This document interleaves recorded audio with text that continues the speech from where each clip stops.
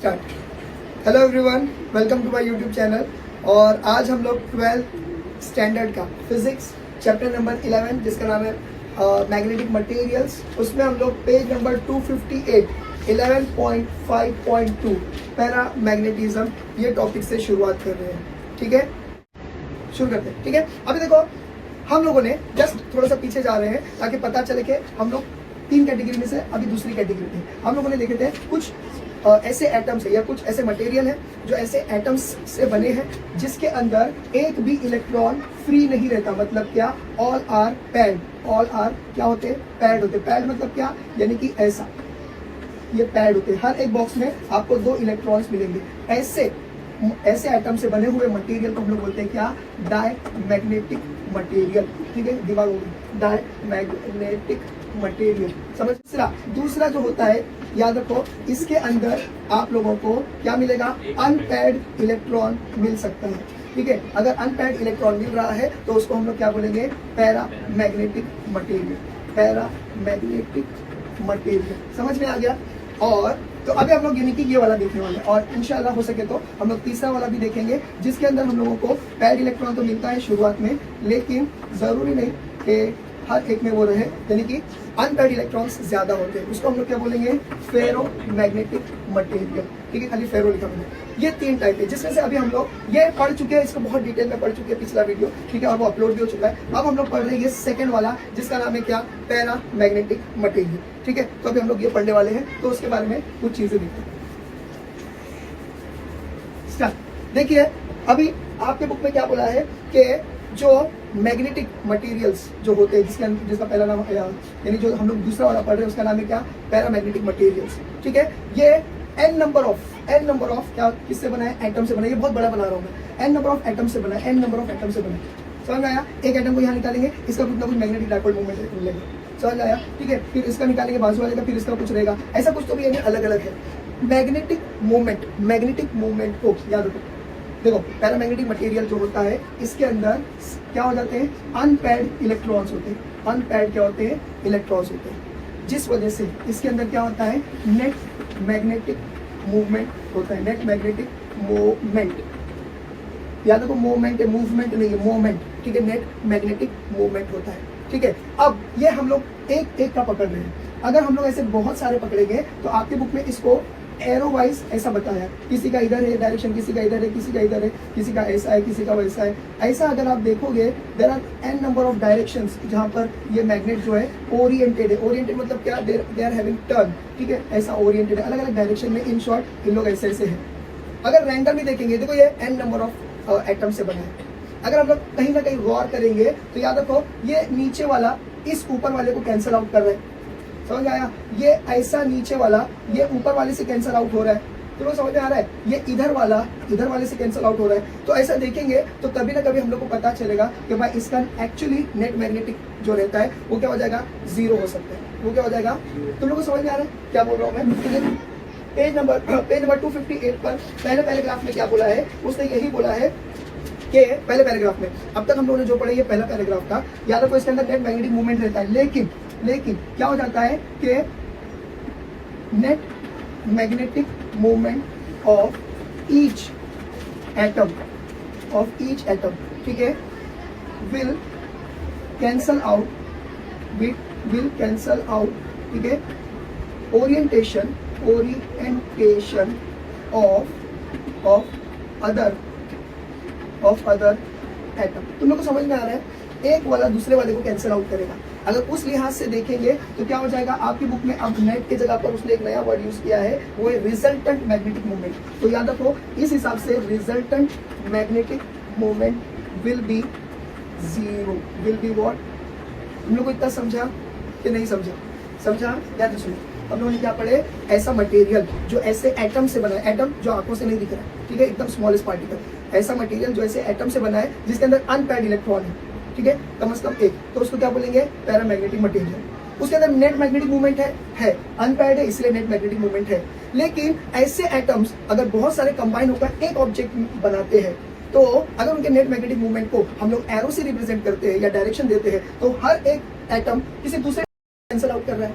अगर वैसा देखेंगे तो रैंडम बेसिस पे हमको पता चलेगा कि भाई हर एक डायरेक्शन दूसरे डायरेक्शन को कैंसिल आउट करा, इधर वाला इधर को, इधर वाला इधर को, समझ आया, ऐसा वाला ऐसे को। तो उस लिहाज से हमको पता चलेगा कि paramagnetic material will be having zero magnetic dipole moment. समझ में आया? इसीलिए in absence of magnetic material या in absence of magnetic field, external magnetic field के एब्सेंस में वो मटेरियल जो मैग्नेट से चिपक सकता है, लेकिन क्या वो दूसरे मेटल को चिपक सकेगा? नहीं चिपक सकेगा।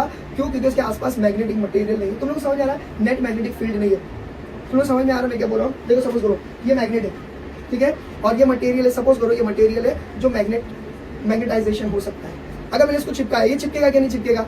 चिपकेगा, चिपकेगा, ठीक है। अब मैं मैग्नेट को नहीं चिपका रहा हूँ, दूसरा मेटल इसको चिपका रहा हूँ, यस ये भी चिपकेगा, ये भी चिपकेगा, थोड़ा लूजली सही, लेकिन चिपकेगा जरूर। समझ में आया? लेकिन अब मैंने इसको क्या किया, मैग्नेट से दूर कर दिया, फट से ये भी गिर जाएगा। कुछ समझ में आ रहा है क्यों ऐसा हो गया? ये इसके अंदर से मैग्नेटाइजेशन कहाँ चला गया? क्यों चला गया? क्योंकि उस सबने एक दूसरे को कैंसिल आउट किए, इसलिए उसके पास नेट जो भी resultant magnetic movement will be zero. क्यों जीरो? क्योंकि सबने एक दूसरे को कैंसिल आउट किया। तुम लोगों को ये बात समझी? ये बात समझी? खाली in presence of external magnetic field this paramagnetic material will behave like a magnet, या फिर वो मैग्नेटाइज हो जाता है तो हम लोग उसके साथ दूसरा चिपका सकते हैं, लेकिन वो भी लूजली रहेगा। क्यों? क्योंकि इसका खुद का कनेक्शन मैग्नेट के साथ वेरी लूजली है। तुम लोग को समझा? पहले पैराग्राफ में ये सारी वर्ड्स बोला गया, समझ में आया? अब जो नीचे 3 डायग्राम दिया है, ये 3 डायग्राम के कंडीशन को मैं तुम लोगों को समझाने की कोशिश करता हूँ। ये समझ गया आप लोगों को? याद रखो, इंडिविजुअल का नेट मैग्नेटिक मूवमेंट रहेगा, उसका एक पर्टिकुलर डायरेक्शन रहेगा। ऐसे ही डायरेक्शन वाले सारे इंडिविजुअल आइटम को अगर अरेंज करेंगे तो इसके डायरेक्शन को कोई दूसरा काट रहा है, उसके डायरेक्शन को तीसरा काट रहा है, ऐसा करते करते देखा जाए तो resultant magnetic movement will be zero. इसीलिए in absence of external magnetic field it will behave as a non magnetic material. अब समझ में आ गया ना? तो वो नेट मैग्नेटिक मूवमेंट जीरो रहेगा। समझ गया? हटा दूं ये, ठीक है। अभी देखो, हटा दो। अभी देखो आपकी बुक में page number 258 right hand side पे 3 डायग्राम्स दिया है। ये 3 डायग्राम्स को दिया तो है और उसकी कंडीशन भी समझाया है, लेकिन ये हटाना पड़ेगा। ये हटा दो, resultant magnetic moment will be zero.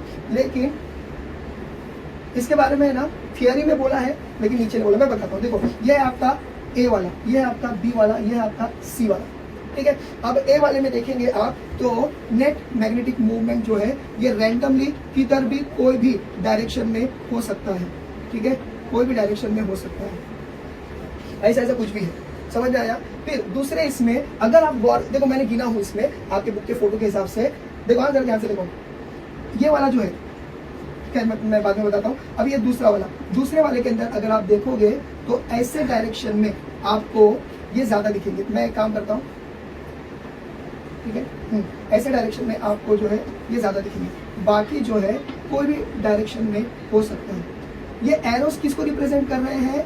Magnetic net magnetic dipole movement of one single atom, ये बी वाला है। और अगर आप तीसरा देखोगे तो सबको जो है एक ही डायरेक्शन है।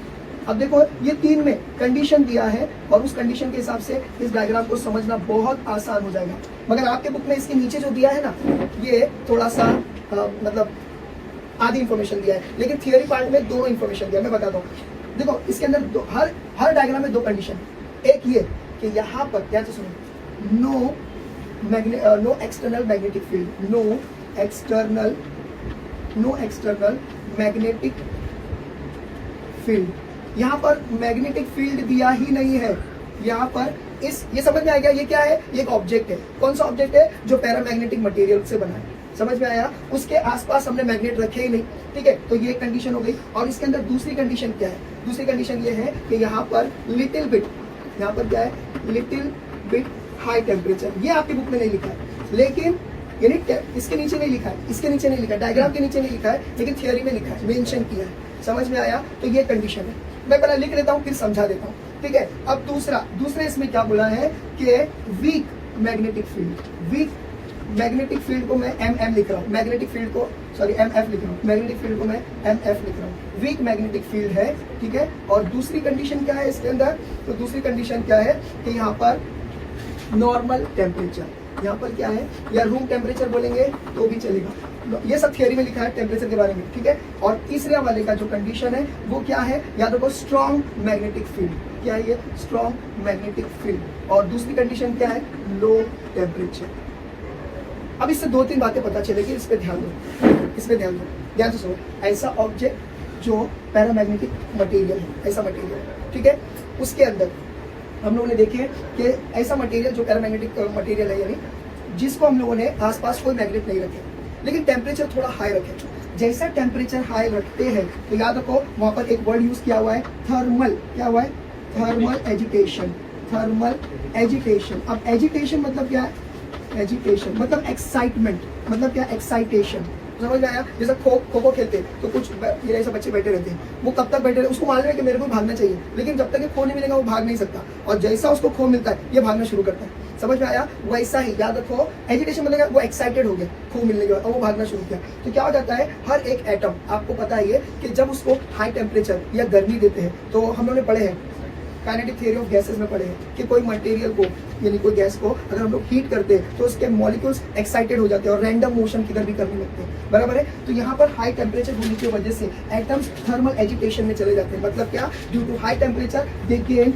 Certain amount of kinetic energy. ये काइनेटिक एनर्जी से वो रैंडमली कोई भी डायरेक्शन में चले जाते हैं, इसीलिए किसी का भी ओरिएंटेशन एक जैसा नहीं है। कुछ समझ में आया, रैंडमली, ये समझ में आया, समझ आ गया, ठीक है। तो ये ऐसा हो जाता है। यहाँ पर मैग्नेटिक फील्ड या नेट मैग्नेटिक मूवमेंट या resultant magnetic movement will be zero, समझ गया, समझ गया। आसपास कोई मैग्नेटिक मटेरियल नहीं है, टेम्परेचर नॉर्मल टेम्परेचर से थोड़ा हाई है, उस टाइम पे रैंडमली हो जाएगा। क्यों ऐसा हुआ, क्योंकि टेम्परेचर ज्यादा होने से थर्मल एजिटेशन होता है, मतलब क्या, मतलब हीट एनर्जी की वजह से काइनेटिक एनर्जी होती है, काइनेटिक एनर्जी की वजह से जो है मटेरियल रैंडमली मूव करते हैं, इतना समझ गया। तो उन लोग का नेट मैग्नेटिक मूवमेंट जो है वो भी रैंडम रहता है, इसके लिए जीरो हो जाएगा। अब दूसरा जो है इसके अंदर क्या हो रहा है, week magnetic field, magnetic field है लेकिन कैसी है, वीक है, ठीक है। और हमने टेम्परेचर कम कर दी, मतलब क्या, नॉर्मल कर दिया, नॉर्मल कर दिए, समझ में आ गया। वीक मैग्नेटिक फील्ड और नॉर्मल टेम्परेचर कर दिए। उस टाइम पे अगर आप देखोगे तो याद रखो ये मैंने ये डायरेक्शन को अलग कलर से दिया हूँ, अलग कलर से क्यों दिया हो, अब मैं यहाँ पर देखो वीक मैग्नेटिक फील्ड है, मतलब क्या, यहाँ पर जो एक मैग्नेट है, सपोज करो यहाँ एक मैग्नेट है, ठीक है, ये नॉर्थ और यहाँ पर साउथ, इस बॉक्स के लिए, इस बॉक्स के लिए, तो मैग्नेटिक मटेरियल क्या होती है, नॉर्थ टू साउथ जाती है। तो आहिस्ते आहिस्ते ड्यू टू मैग्नेटिक फील्ड है लेकिन टेम्परेचर कम है, तो आहिस्ते आहिस्ते क्या हो जाएगा, कुछ magnetic movement of certain atom will be in the direction of the magnetic field, समझ में आ गया। तीसरे इसमें स्ट्रॉन्ग मैग्नेटिक, हाँ, अब मैं इसके लिए ये नॉर्थ पकड़ रहा हूँ, इस बॉक्स के लिए नॉर्थ पकड़ रहा हूँ और ये बॉक्स के लिए ये साउथ है।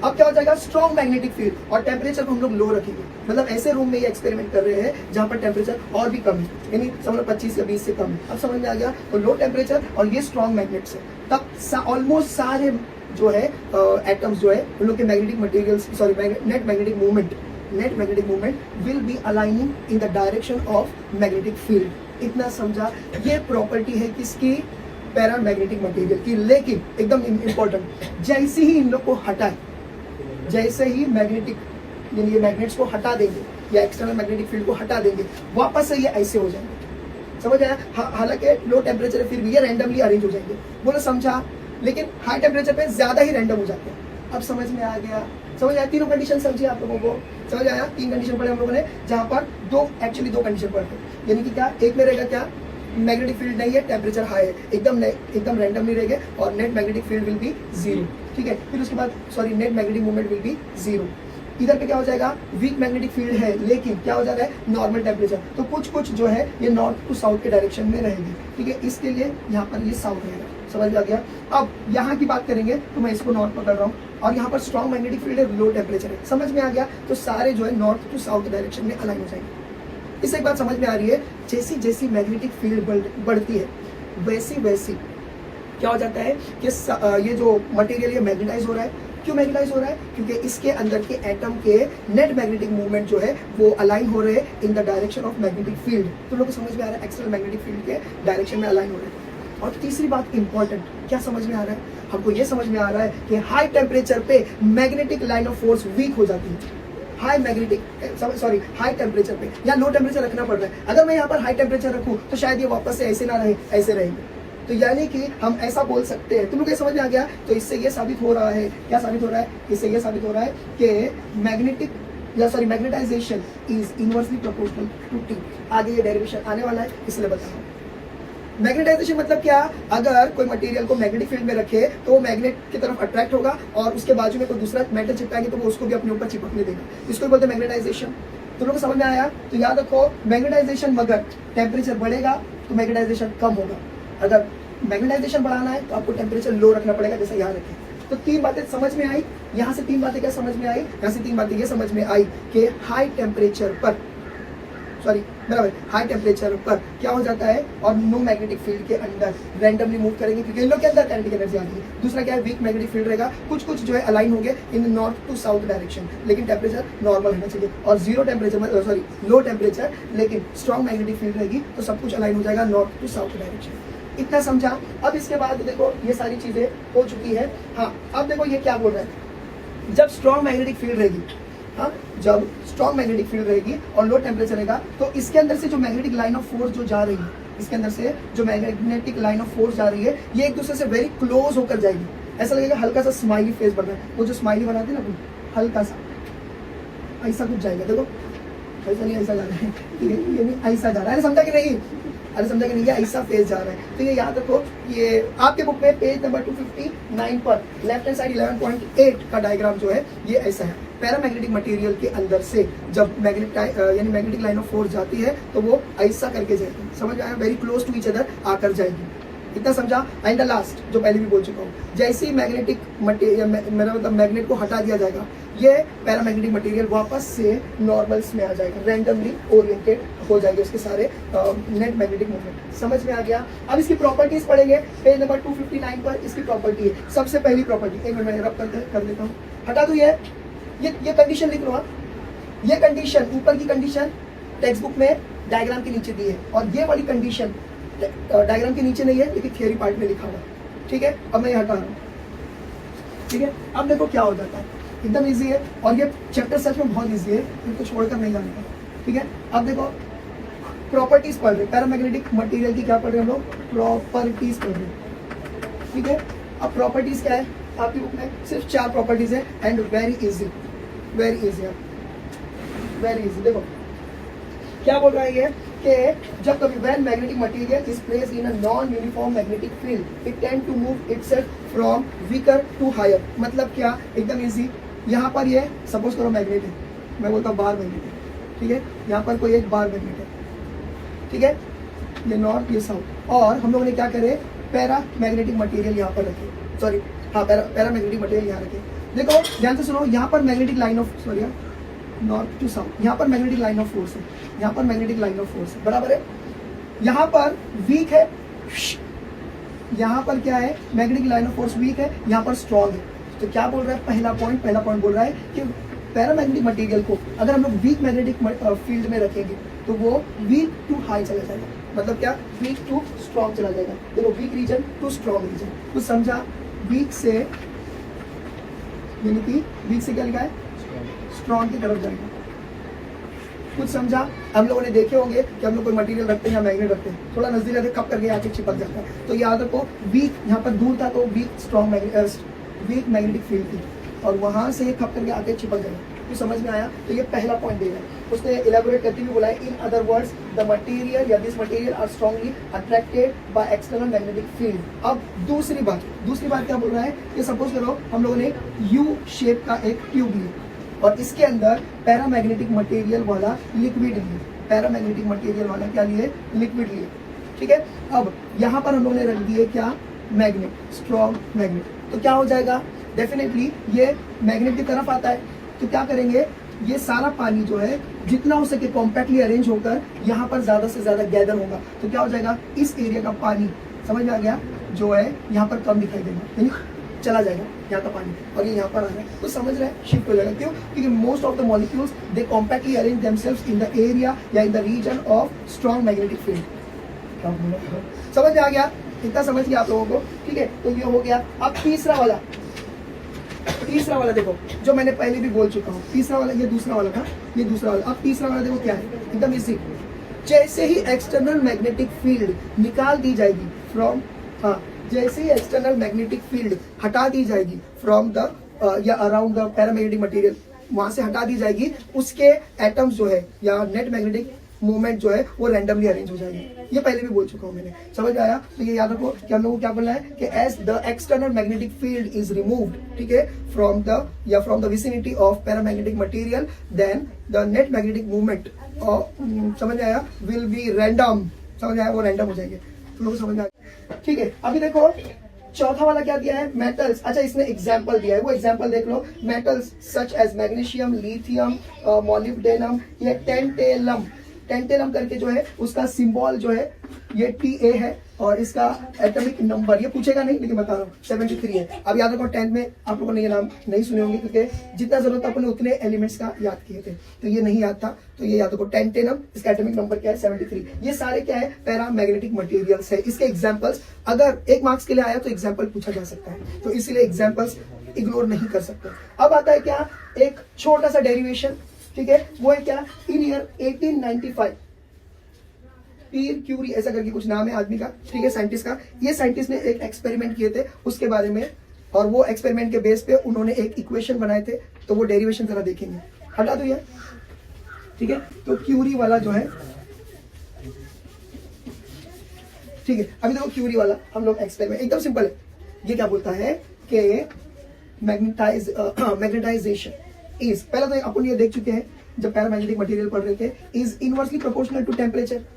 ये अपन अभी देखे, जैसे जैसे टेम्परेचर बढ़ेगा मैग्नेटिक लाइन ऑफ फोर्स वो होती जाएगी, क्या, वीक होती जाएगी, जिस वजह से अट्रैक्शन जो है इतना स्ट्रॉन्ग नहीं रहेगा। समझ में आया? तो ये है, ये दे दो इक्वेशन नंबर 1। और दूसरा बोल रहा है, क्यूरी ने ही बोला है कि मैग्नेटाइजेशन इज क्या बोलते हैं, directly proportional to what, to magnetic field. मतलब क्या, मैग्नेटिक फील्ड जितनी स्ट्रॉन्ग उतना ज्यादा मैग्नेटाइजेशन, उल्टा भी बोल सकते हैं। B is directly proportional to M। बोलो समझा? ये दे दो इक्वेशन नंबर 2। अब क्या करेंगे, कंबाइनिंग बोथ द इक्वेशन, दोनों को अगर कंबाइन करते हैं, इक्वेशन 1 एंड 2 को कंबाइन करते हैं, तो हमको आंसर क्या मिलता है, कैपिटल M, प्रोपोर्शनैलिटी की साइन B/T। अब प्रोपोर्शनैलिटी की साइन हटाकर अगर इक्वल की साइन डालना है तो क्या करना पड़ेगा, we need to introduce certain constant, और वो क्या है, B/T, where T is what, Curie's constant, क्योंकि क्यूरी साइंटिस्ट के नाम पे दिया जाता है, ठीक है।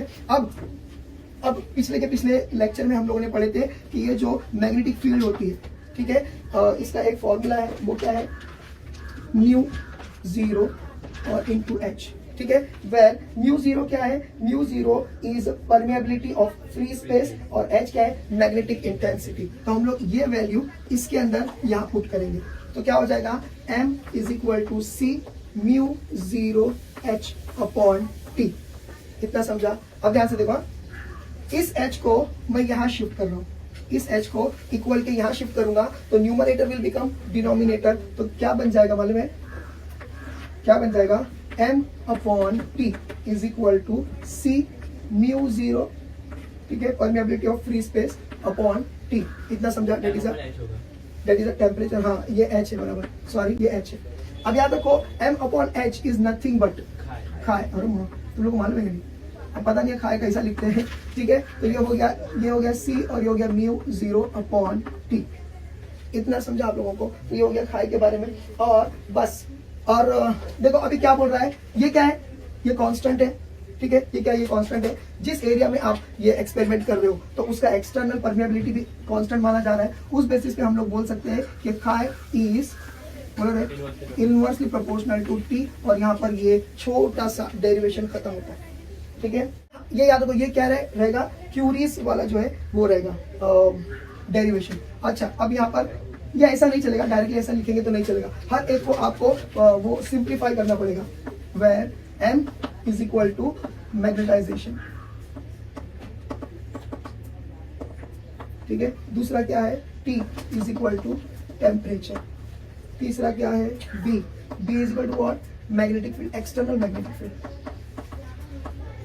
मैग्नेटिक फील्ड FIELD, ठीक है। ये हो गया C is what, Curie's constant, ठीक है। μ0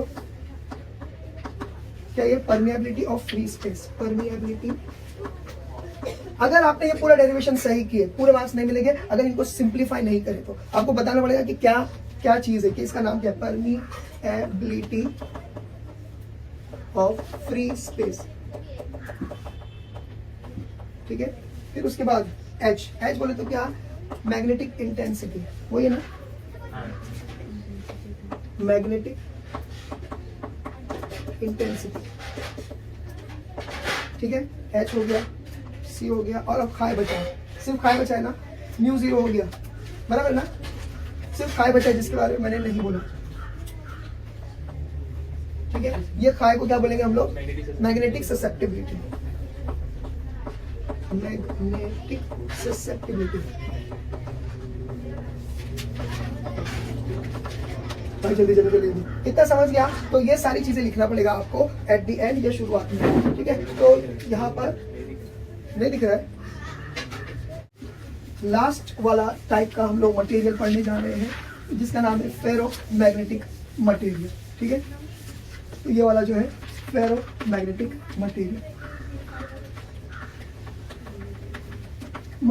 ठीक है। अभी ये बहुत सिंपल है, देखो सबसे पहला इसके अंदर भी क्या होता है, इसके अंदर भी होते हैं अनपेयर्ड इलेक्ट्रॉन्स होते हैं, एकदम इजी, ठीक है। अगर ये अनपेयर्ड इलेक्ट्रॉन्स है तो हम लोग उस बेसिस पे बोल सकते हैं कि भाई ये भी उसके जैसी प्रॉपर्टी बताता है, यानी कि क्या बोलते हैं इसका नाम, विल शो क्या ये magnetic properties as of paramagnetic material, as of paramagnetic material. क्यों, क्योंकि इसके पास भी अनपेयर्ड है, इसके पास भी अनपेयर्ड इलेक्ट्रॉन्स है, लेकिन दो फर्क और वेरी डिस्टिंग्विश फर्क, तीसरा भी है जो हम लोग डोमेन थ्योरी में पढ़ेंगे, लेकिन पहले दो फर्क हम लोग यहाँ पढ़ रहे हैं। सबसे पहला क्या है, इसके अंदर स्ट्रॉन्ग मैग्नेटिक प्रॉपर्टी है, स्ट्रॉन्ग मैग्नेटिक प्रॉपर्टीज है। अभी मैं स्ट्रॉन्ग मैग्नेटिक प्रॉपर्टीज मतलब क्या, थोड़ी देर में पता चलेगा, थोड़ी देर रुक जाओ, डोमेन थ्योरी के बाद मालूम पड़ेगा। स्ट्रॉन्ग मैग्नेटिक प्रॉपर्टीज होती है फेरोमैग्नेटिक मटेरियल्स के अंदर, जिस वजह से इन लोगों को हम लोग परमानेंट मैग्नेट बना सकते हैं। They can be converted into permanent magnets, they can be converted into permanent magnet, यानी उन लोगों को हम लोग मैग्नेट जैसा बना सकते हैं परमानेंटली। ये 4 पॉइंट पहले पैराग्राफ में लिखा है, और 5वां पॉइंट उसने ये लिखा है निक, NIC, that is an example. Example में क्या लिखा है उसने निक के नाम पर, यानी कि कोबाल्ट आयन एंड निकल, यानी कि निकल आयन एंड कोबाल्ट जो है ये इसके एग्जाम्पल है, समझ में आया। निकल आयन एंड कोबाल्ट उसके, देखो metals and rare earth such as iron cobalt nickel, ठीक है, and some transition metal alloy exhibits ferromagnetism. Transition alloy मतलब क्या, जो डी ब्लॉक एलिमेंट्स है, अपने 10th की बुक में येलो कलर का था वो डी ब्लॉक एलिमेंट। अब आता है क्या, रेयर अर्थ्स। देखो बहुत पहले 1700 एंड समथिंग 95 के टाइम पर ये जमीन जब खोदे थे, जब रिसर्च चल रही थी मेटल्स की, तब काला जैसा पत्थर कुछ बाहर आया था, वो मेटल ही था, लेकिन वो बोलते ना इतनी सारी खुदाई में रेयरली एक टुकड़ा मिला था, इसलिए उसका नाम रेयर और अर्थ, क्यों, क्योंकि जमीन से निकला था, रेयर अर्थ मेटल। वो बाद में पता चला कि वो हमारा निकल है, ये है, ये है, समझ में आया, यानी कि निकल आयन एंड कोबाल्ट, तो इसलिए रेयर अर्थ मेटल्स भी बोलते हैं उसको, ठीक है। तो ये हो जाता है। तो पहले पैराग्राफ में ये 5 पॉइंट को कवर किया गया, समझ गया। क्या है ये, अनपेयर्ड इलेक्ट्रॉन्स किसके पास भी होते हैं, अगर होते हैं तो डेफिनेटली ये पैरामैग्नेटिक वाली प्रॉपर्टी जैसा चीज बता सकता है। तीसरा क्या बोल रहे हैं, लेकिन पैरामैग्नेटिज्म के मुकाबले फेरोमैग्नेटिज्म में स्ट्रॉन्ग मैग्नेटिक प्रॉपर्टीज होती है। कैसे, अभी मालूम पड़ेगा डोमेन थ्योरी के टाइम पे, ठीक है। उस बेसिस पे इन लोगों को परमानेंट मैग्नेट बना सकते हैं, समझ में आया। दिमाग में एक बात याद रखो, मैग्नेट का दुश्मन कौन, टेम्परेचर। मैग्नेट का दुश्मन कौन, क्योंकि वापस से वो आने वाला है, समझ आया। तो ये याद रखो, ठीक है। और 5वां NIC निक, अगर ये हो गया होगा हटा दो, इजी, ठीक है। अब हम लोग शुरू करते हैं डोमेन थ्योरी। डोमेन मतलब क्या, स्मॉल इलाका, स्मॉल एरिया। जैसा मैं बोलूंगा कि भाई इंडिया बहुत बड़ा है, उसको डोमेन नहीं बोल पाएंगे, लेकिन अगर मैं बोलूंगा मीरा रोड में, सपोज करो मीरा रोड में नया नगर एक इलाका, पूजा नगर एक इलाका, गीता नगर एक इलाका, ऐसा अलग अलग नगर, तो इसको बोलेंगे छोटे छोटे डोमेन। उसमें भी हम लोग और छोटे छोटे डोमेन करेंगे, जैसे कि कानूंगो वाला एरिया अलग है ना, ये अलग, ये अलग, तो उस ऐसे छोटे छोटे इलाकों को बोलेंगे क्या, डोमेन। तुम लोग को समझा। अब सपोज करो ये है फेरोमैग्नेटिक मटेरियल, ऐसा मटेरियल जो स्ट्रॉन्गली मैग्नेट को चिपकेगा और हाईली मैग्नेटाइजेशन हो जाएगा as compare to paramagnetic material, समझ आया। ये 3D है, 3D मतलब समझा, यानी 3D व्यू इसका, ठीक है। तो मैं सपोज करो इस बॉक्स को मैं इधर पे ऐसा बना रहा हूँ, बोले समझा, मैंने बताया, हाँ देखो बनाया ना, पेज नंबर 260 पर बनाया है इसने, पेज नंबर थोड़ा बड़ा बनाना पड़ेगा, page number 260 left hand side पर इसने बनाया है। तो पहले वो देखते हैं, जरा ध्यान से देखो। हाँ ये वो ऑब्जेक्ट है, ठीक है, जो ऐसा बनाया है। अगर इसको गौर से मैग्नीफाई करके देखेंगे तो पता चलेगा, क्या पता चलेगा, जरा ध्यान से देखो कि इसके अंदर छोटे छोटे इलाके बने हैं, रैंडमली इलाके बने हैं, कैसा तो भी कोई भी डायरेक्शन का गुण बना सकते हैं। इसके अंदर रैंडमली कोई भी ऐसे इलाके बने हैं, तो डिजाइन बने, समझ आ गया, ये ऐसे इलाके बने हैं। इस इलाकों को बोला गया है डोमेन्स। समझ में आया? अभी ये इलाके किस बेस पे तुमने बनाए सर, वो भी अपन देखेंगे। इस इलाकों को क्या बोला गया है? डोमेन्स। बोलो समझा? डोमेन मतलब क्या? छोटे इलाके। क्यों नींद से डिस्टर्ब करे हो? अच्छा सो रहे थे ना। डोमेन समझा? 1 2 3 4 5 6 7 8 डोमेन बनाया मैंने। आप समझ गए? यानी कि 8 छोटे छोटे इलाके बनाया। अब इन लोगों को अलग अलग क्यों करे ऐसा, तो जरा मेरे एग्जाम्पल को समझने की कोशिश करो। ये जो येलो वाला बॉक्स की आउटलाइन बनाया हूं, ऐसा समझो कि ये क्या है, ये एक बिल्डिंग है। समझ में आया? और ये बिल्डिंग के अलग अलग फ्लैट्स है, नहीं फ्लैट नहीं, अलग अलग फ्लोर्स है। अलग अलग क्या है? फ्लोर्स है, ठीक है। ऐसा समझो एक फ्लोर पे जो है डॉक्टर्स रहते हैं, एक फ्लोर पे जो है बिजनेसमैन रहते हैं, एक फ्लोर पे जो है टीचर रहते हैं, एक फ्लोर पे जो है और क्या रहेगा, और झूठे सॉरी लॉयर रहते हैं। समझ आया? हाँ, ये समझा? अब एक बात बताओ, जब कभी भी बिल्डिंग का कोई फंक्शन रहेगा या मीटिंग रहेगी तो क्या होगा? ज्यादातर ये देखा जाएगा डॉक्टर अपना एक अलग झूठ बनाएंगे और बातें करेंगे अपने जो भी एक्सपीरियंस से रिलेटेड। बिजनेसमैन जो भी बातें करेगा स्टॉक एक्सचेंज से रिलेटेड, या है ना। फिर टीचर भी खड़े रहेंगे, कुछ ना कुछ बेचारी की बातें करेगी, मतलब कुछ बातें करेगी। ऐसा सब लोग अपना अपना कुछ ना कुछ डिस्कस करेंगे, बराबर है कि नहीं? तो क्या हो गया? डॉक्टर ने एक अपना छोटा डोमेन बना लिया, इसने एक अपना छोटा डोमेन बना लिया। जब मीटिंग थी या फंक्शन था तो लोग समझ में आ गया, जब सब लोग नीचे आए थे ग्राउंड में तो लोग समझ आया। तो इसका डोमेन क्यों बना? क्योंकि सबकी थिंकिंग एक जैसी है, सबकी थिंकिंग कैसी है? एक डायरेक्शन में। तो इन लोगों का छोटा डोमेन बन गया। अरे तुम लोग को समझा कि नहीं? लेकिन बिजनेसमैन वाले लोग की जो भी है थिंकिंग वो थोड़ी अलग है, तो उन लोग का डायरेक्शन इधर, तो उन लोगों ने अपना डोमेन बनाया। क्यों? क्योंकि मैं डॉक्टर हूं अगर और मैं ऑपरेशन की बात कर रहा तो बेचारे बिजनेसमैन को इसके बारे में क्या लेना देना। समझ आया? टीचर लोग जो है वो कुछ अलग सोच रहे भाई। समझ में आ गया? तो हर एक ने अपना डोमेन बना लिए, क्योंकि उन लोगों का इंटरेस्ट जो फील्ड में है वो फील्ड वाले उन लोग को मिल गए। तुम लोग को समझ में आया? तो देखो ये ऐसा कुछ बनते जा रहा है। अरे बोलो समझा कि नहीं? ठीक है। आपकी बुक में इतना सारा ना बनाते हुए इस सब को एक कंसिडर करके उसने एक एरो बना दिया, इन सबको एक कंसिडर करके एक एरो बना दिया। आप इन सबको एक कंसिडर करके एक एरो बना दिया। आप समझ में आ गया? तो ऐसे बहुत सारे मिलकर डोमेन बनाएंगे। डोमेन कभी एक से नहीं बनेगा।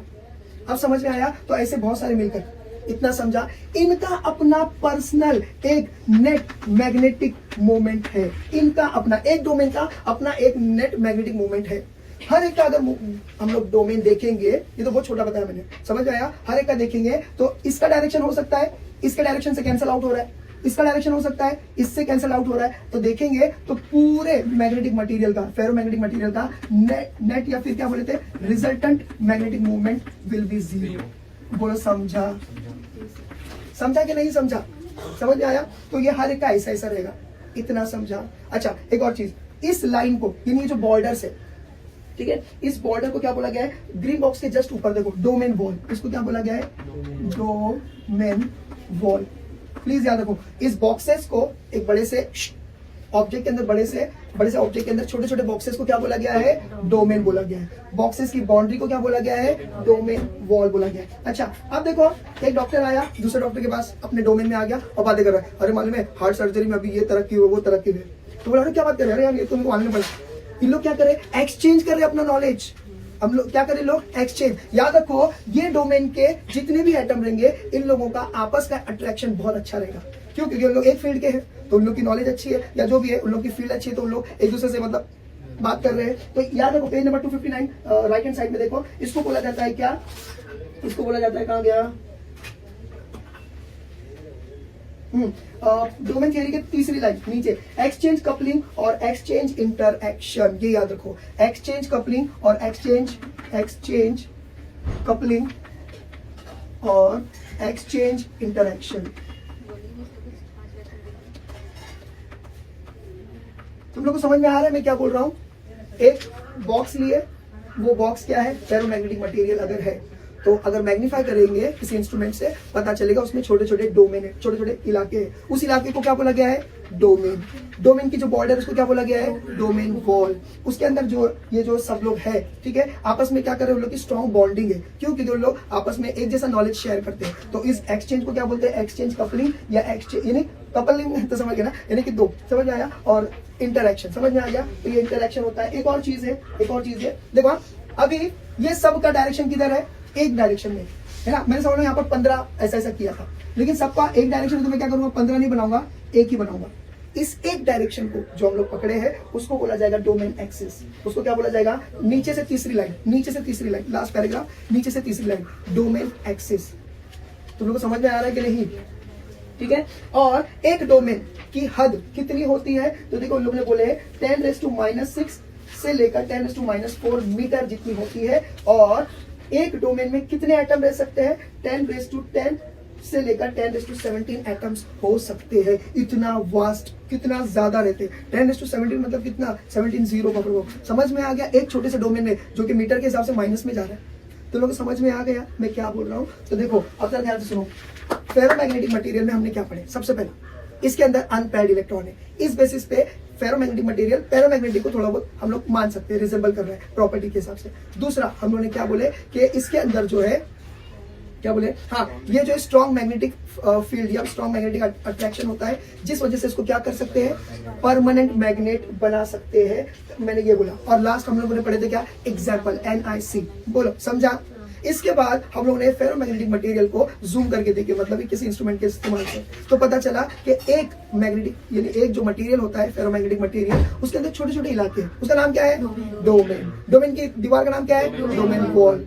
हर एक का एक अपना डायरेक्शन है। सबके डायरेक्शन को एकत्र यानी एक साथ मानेंगे तो क्या बोलेंगे, डोमेन एक्सिस मानेंगे। समझ में आ गया? इन लोग आपस में कुछ ना कुछ इंटरैक्शन रख रहे हैं, यानी कि नॉलेज एक्सचेंज करें। क्या बोलेंगे, कपलिंग, एक्सचेंज कपलिंग और एक्सचेंज, खाली कपलिंग है, ठीक है, एक्सचेंज कपलिंग और एक्सचेंज इंटरैक्शन, ये चौथा बोलती है, बराबर है। देखो हर एक का अपना अपना रिजल्टेंट मैग्नेट नहीं, नेट मैग्नेटिक मूवमेंट है, लेकिन सबका मिलाकर resultant magnetic movement will be zero.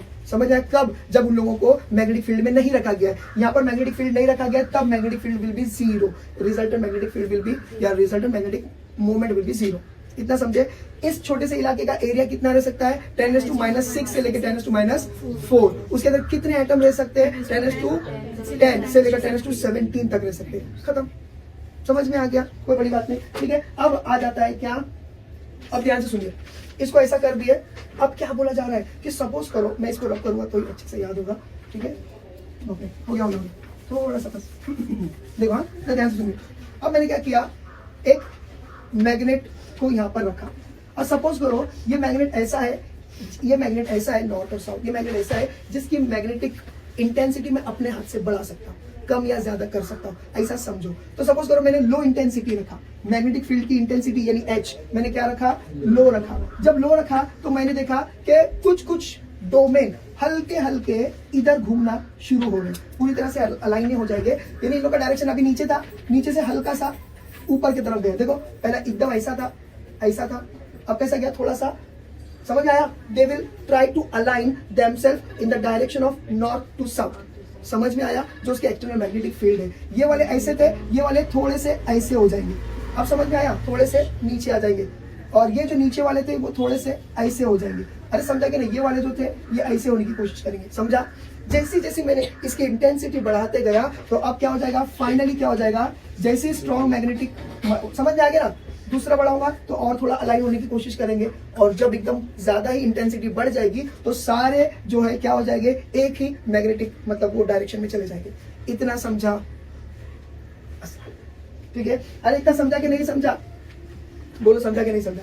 ठीक है, तो ये याद रखो कि हाँ ठीक है। देखो ग्रीन वाले बॉक्स के नीचे जो पैराग्राफ है इसमें क्या बोला गया, इन अनमैग्नेटाइज्ड स्टेट, ये तो मैंने पहले बोल चुका हूँ। अनमैग्नेटाइज्ड स्टेट में क्या रहेगा, फेरोमैग्नेटिक मटेरियल का नेट मैग्नेटिक या रिजल्टेंट मैग्नेटिक मोमेंट क्या रहेगा, जीरो रहेगा। देखो उसने वो बोला है, ठीक है, लेकिन even in the magnetic moment individual is non zero, ये बोल चुका हूँ। अब नीचे वाला देखो, अब ये क्या बोल रहा है, जो मैंने बोला हूँ कि जैसे जैसे मैग्नेटिक फील्ड उसके ऊपर अप्लाई करते रहेंगे तो आहिस्ते आहिस्ते सारे डोमेन के सारे मैग्नेटिक मूवमेंट आहिस्ते आहिस्ते north to south direction shift होना शुरू होगी। कोई ऐसा था वो ऐसा आहिस्ते आहिस्ते होना शुरू होगा। डिपेंड करता है आपने कितना ज्यादा इंटेंसिटी बढ़ाई, तो वो बढ़ाते जाएगी। जाएंगे इंटेंसिटी, वैसे वैसे सब लोग अलाइन होते जाएंगे किस डायरेक्शन में, नॉर्थ टू साउथ। कौन सा नॉर्थ टू साउथ, जो एक्सटर्नल मैग्नेटिक फील्ड का नॉर्थ टू साउथ है उस डायरेक्शन में अलाइन होते जाएंगे। बोला समझा, खत्म हो गई ये बात। ध्यान से सुनो, दो प्रॉपर्टी है, पहला क्या है, पेज नंबर 260 पे लेफ्ट हैंड साइड देखो, in uniform magnetic field ferromagnetic material tend to move from weaker to strong. वही बात है, वीकर से स्ट्रॉन्ग, यानी वो चप करके ऐसा चिपक जाएगा।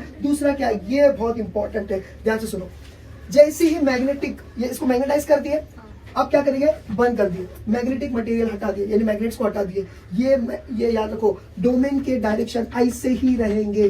बोलो समझा, क्यों, क्योंकि उसके अंदर स्ट्रॉन्ग मैग्नेटिक प्रॉपर्टीज है, ये ऐसे ही रहेंगे। इन शॉर्ट, अब मैग्नेट हटा दिए, अब इसके बाद में दूसरा मेटल आएगा ना, ये भी चिपक जाएगा इसको, जबकि इसके आसपास मैग्नेटाइजेशन नहीं है।